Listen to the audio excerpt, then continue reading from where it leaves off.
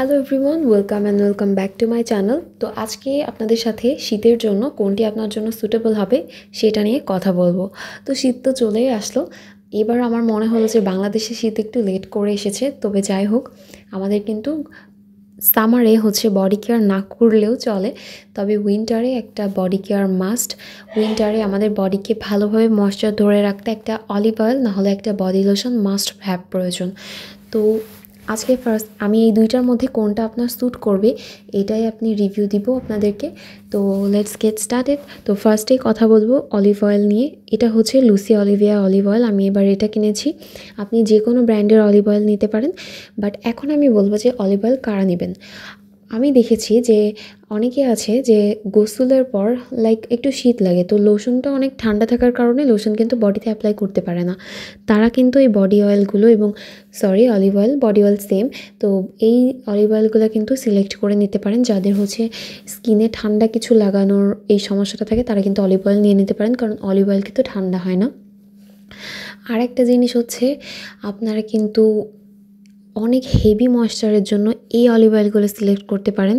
অনেক olive oil আছে Jack olive oil, ওইগুলো কিন্তু অনেক লাইট ওয়েট হয়, বাট এটা আমি আমার হাতে নিয়ে দেখিয়ে দেবো। এটা কিন্তু অনেক হেভি অয়েল এবং এটা অনেকক্ষণ আপনার শরীরকে ময়েশ্চার ধরে রাখতে সাহায্য করে। অ্যান্ড লুসি অলিভিয়া একটা অনেক ভালো ব্র্যান্ড, তো আমি মনে করি যে অলিভ অয়েল যদি আপনার কিনতে হয় আপনি কিন্তু এই ব্র্যান্ডটা সিলেক্ট করে নিতে পারেন।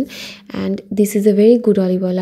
আর একটা জিনিস অনেকে আছে যে আমি লোশন দিব গরমকালে এবং অলিভ অয়েল দিব শীতকালে, যেহেতু আমাদের বাংলাদেশের ওয়েদারটা কিন্তু শীতকালে ভালোই ঠান্ডা, তো এই সময় লোশন ব্যবহার করলে আমার মনে হয় যে ভালোভাবে ময়েশ্চার করছে না এবং 1 ঘন্টার মধ্যে আবার যা হওয়ার সেম হয়ে যাচ্ছে। তো এরকম যদি বারবার রিঅ্যাপ্লাই করতে না চান লোশন, তাহলে কিন্তু আপনি বডি অয়েলটা এবং এই অলিভ অয়েলটা সিলেক্ট করে নিতে পারেন। আর একটা বিষয় অলিভ অয়েল সিলেক্ট করার মেইন কারণ অনেকের মনে হয় যে ভ্যাসলিন ব্যবহার করলে শরীরের যে অংশে আমি ভ্যাসলিন ব্যবহার করেছি সেই অংশটা একটু চিটচিটে ভাব লাগে। আমি জানি, আমার মনে হয় আমার লাগে কিনা আমি জানি না। আসলে যারা একটু ধুলাময় জায়গাতে থাকে, আমাদের বাংলাদেশে কিন্তু রোডগুলোতে ভালোই ধুলা থাকে, তো লোশন ব্যবহার করলে আমার মনে হয় অনেক স্টিকি হয়ে যায় এবং লোশনে ওই ধুলাবালিগুলো এসে আটকে যায়। নট অনলি রাস্তাঘাট, ঘরের মধ্যেও কিন্তু অলওয়েজ ধুলাবালি যাওয়া আসা করে, তো লোশনে আটকে যায় এবং ব্যাপারটা খুবই বাজে, হরেবল লাগে। তো এই জন্য কিন্তু আপনারা এই অলিভ অয়েলটা সিলেক্ট করে নিতে পারেন। আর এবার আমি কথা বলবো লোশন কারা নেবেন। তো লোশন নেওয়ার বেসিক্যালি মেন রিজন যারা একটু অনেক সুন্দর ধরনের স্মেল চাচ্ছেন এবং বিভিন্ন ধরনের ফ্লেভার ব্যবহার করতে চাচ্ছেন। অনেকে আছে যে আমি পারফিউম ব্যবহার করব না, একটা সুন্দর স্মেলের বডি লোশন নিয়ে নিব, তারা কিন্তু এই বডি লোশনগুলো সিলেক্ট করতে পারেন। আমিও এই বডি লোশনটা ব্যবহার করছি, এটার স্মেল অনেক সুন্দর। কোকোয়া বাটার ভ্যাসলিনে বেশিরভাগই আমি দেখি এই কোকোয়া রেডিয়েন্টটাই কিনে।